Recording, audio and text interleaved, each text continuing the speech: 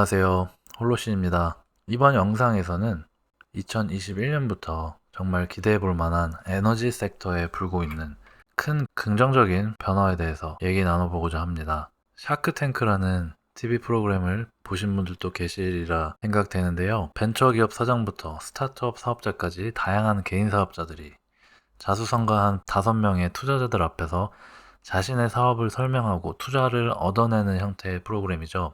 오시얼스 인베스트먼트의 회장이기도 한 케빈 오'리리 씨의 현재 에너지 섹터 관련된 CNBC와의 1월 8일 날 있었던 인터뷰 영상을 함께 보시겠습니다. Let's go back to hydrocarbons because energy is not energy anymore. When you go and, I'm in the indexing business with O-Shares, so I'm always, as the chairman, trying to help the company license its indexes or talk to pension plans or sovereigns so that they take on an allocation of an index like OUSA, which used to hold in it Chevron and Exxon and Schlumberger. And I saw this for the very first time back in Q3 last year. I've never seen this before. You're sitting down with the investment committee of a large pension plan or a state pension or university pension. This happened multiple times. And because you have to be totally transparent, your index is right there on Bloomberg. They can see the weightings in every name.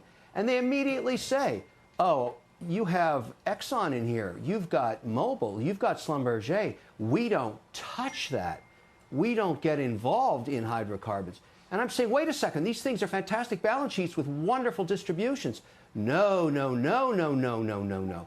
And so I got tired of getting beaten up like that. I don't own any of this stuff anymore because the incremental buyer, Scott, the institution, the sovereign, the pension plan, is not going to buy that stock from you. The PEs on these companies over the next few quarters are going to continue to compress even though earnings get better because they're getting much more disciplined on CapEx.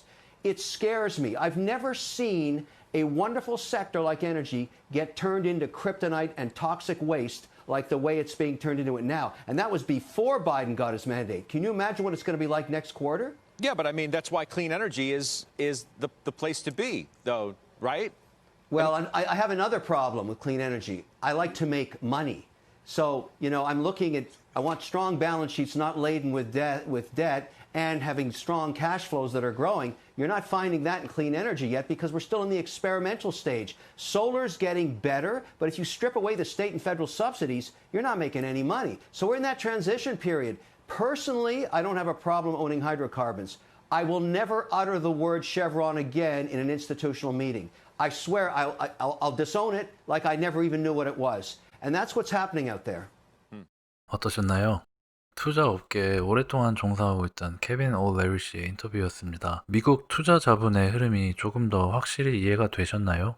탄화수소는 석유, 석탄, 천연가스의 주 성분으로 이 인터뷰에서는 석유, 천연가스 산업을 통틀어 칭하는 단어입니다. 요즘 투자 시장에서 언급 자체가 사라진 담배 회사들처럼 탄화수소 관련 기업들의 언급조차 하기가 힘들어지고 있는 상황이 바이든이 대통령을 확정짓기 전부터 일어나고 있었던 것이죠. 인터뷰에서 들으신 바와 같이 바이든이 대통령이 됐을 경우에는 더욱더 이 친환경, 신재생 에너지, 클린 에너지 쪽으로의 자본 분배가 더욱더 활발하게 일어날 것으로 전망이 됩니다. 채널 홀로신에서는 바이든 정부의 친환경 정책, 이니셔티브, 카본 텍스 관련 소식들, 특히 에너지 인프라 관련된 소식들을 지속적으로 공유해 드릴 예정입니다. 보시는 테이블은 1980년부터 2015년까지 S&P 속해 있는 시가총액 순위 탑 10의 기업들 리스트입니다. 1980년에는 무려 10개 기업 중 7개 기업이 탄화수소 관련 기업들입니다. 그러나 예상하시는 대로 2015년에는 그 수가 모빌 한 기업으로 남게 되었죠. 꾸준한 자본의 재분배를 통해 변화가 생긴 것이죠. 흥미로운 사실은 트럼프 정부가 2016년 들어서고부터 탄화수소 관련 기업들의 선호 정책을 지속적으로 펼쳤음에도 불구하고 클린 에너지, 신재생 에너지 사업은 더욱더 규모가 커지는 추세입니다. 미국 연방정부의 에너지부 산하에 있는 통계 및 분석기관인 에너지정보국 EIA에서 발표된 데이터를 같이 보시겠습니다. 발전소 종류에 따른 2020년에 철거가 계획된 은퇴하는 발전소들의 발전 용량입니다. 석탄, 천연가스, 원자력 순으로 철거가 계획되어 있고 총 용량은 약 11기가와트 정도입니다. 그럼 2020년에 계획되었었던 발전소 종류에 따른 추가 발전 용량 정보를 확인해 보시죠. 풍력, 태양력, 천연가스 순으로 2020년에 추가될 것으로 등록이 된 발전 용량을 나타내고 있고요. 총 예상 추가 발전 용량은 약 42GW입니다. 이와 같이 철거되는 발전 용량보다 추가가 될 발전 용량이 약 4배 정도로 나타나 있고요. 인프라 프로젝트의 특성상 프로젝트 허가까지의 기간이 상당할 것임을 감안하고도 친탄화수소 정책을 펼친 공화당과 트럼프 행정부 관리 아래서도 대부분의 2020년에 새로 추가가 계획되어 있는 에너지 발전 용량은 클린 에너지가 차지하고 있음을 확인하고 계십니다. 그렇다면 2021년은 어떤 구성의 발전 용량이 계획되어 있을까요? 보시는 이 자료는 EIA에서 1월 11일에 발표된 Inventory of Electricity Generators라는 보고자료에 포함된 아주 따끈따끈한 자료로서 정말 흥미로운 사실들을 포함하고 있습니다. 2021년에 계획된 총 추가 발전 용량은 약 40GW로 2020년 계획된 추가 전력 용량과 거의 일치합니다. 그러나 이 중 약 11%가 배터리 에너지 저장 장치가 차지하고 있음을 확인하고 계십니다. 이는 2020년 추가 용량 자료와 비교했을 때 상당한 비중 증가로 보이는데요. 전 영상에서 언급드렸다시피 여러 요인이 있겠지만 배터리 가격의 상당한 하락이 이와 같은 현상의 요인으로 분석되고요. 더불어 2021년에 급격한 배터리 용량 상승은 정부의 규제 완화의 효과로도 볼 수 있는데요. 이와 관련해서는 따로 추가 영상을 준비 중이오니 좋아요와 구독하기를 꼭 누르시어 추후 영상 팔로우 부탁드립니다. 보셨다시피 공식적으로 기가와트대의 배터리 용량 추가는 2021년 처음 발생되는 현상으로서 ESS 관련 사업이 얼마나 대중의 관심을 받게 되고 투자를 끌어오게 될지 굉장히 기대가 되는 부분입니다. 그리고 이어서 보시는 자료는 재생에너지와 ESS를 혼합하여 설치된 시설의 연도별 개수와 용량을 나타내는 자료입니다. 왼쪽 차트는 재생에너지 플러스 ESS 시설의 2011년부터 2022년 2월까지 실제 가동 중인 발전 시설의 개수를 나타내며 그리고 2020년부터 2023년 데이터는 각 지방자치단체에게 제한이 된 프로젝트의 개수를 나타냅니다. 오른쪽 차트도 마찬가지고요. 오른쪽 차트는 같은 기간의 용량 추세를 나타내고 있습니다.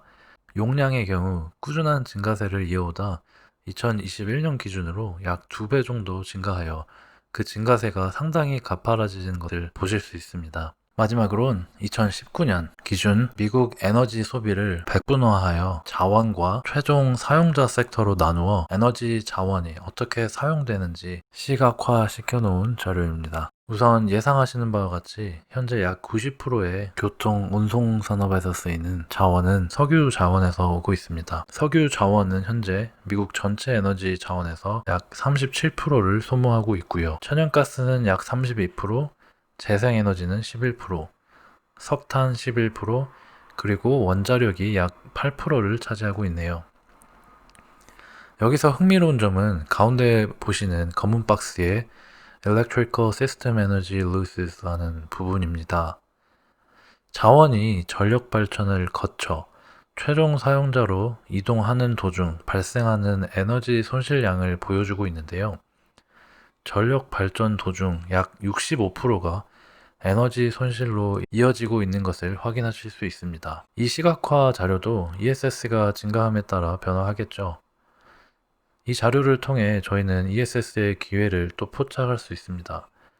전기차의 판매량이 증가하면 할수록 자본의 재분배가 더 이루어져 에너지 산업 전반에 걸쳐 큰 패러다임 변화를 맞이하게 될 것이고 그 큰 패러다임 속에 ESS가 주된 역할을 하게 될 것이라는 것이죠. 현재 약 37%나 차지하고 있는 석유의 비중을 재생에너지로 한순간에 바꿀 수는 없겠죠. 재생에너지의 전력 용량이 상승하면 할수록 교통수단, 전기차를 충전하기 위한 전력이 필요하므로 ESS의 역할이 아주 중요해질 것임을 예측해 볼 수 있습니다. 또한 ESS는 전에 언급드린 전력 발전도 중 발생하는 에너지 손실을 최소화시킬 수 있기 때문에 그 또한 ESS가 중요한 역할을 할 것임을 예측해 볼 수 있는 것이죠. 에너지 섹터는 2021년을 맞아 그리고 새 정부를 맞아 큰 변화를 맞이할 준비가 되어 있다고 판단됩니다. 단순히 새 정부가 큰 변화를 일으킬 거란 기대보단 지금까지 정말 꾸준한 자본의 재분배, 그리고 대중의 친환경 정책에 관한 관심 증가가 보여드린 에너지 섹터의 꾸준한 변화를 이뤄왔고요. 새 정부를 통해 그 노력들이 꽃을 필 수 있을 것으로 조심스레 예상해 봅니다. 또 유익한 정보로 찾아뵙겠습니다. 홀로신이었습니다. 감사합니다.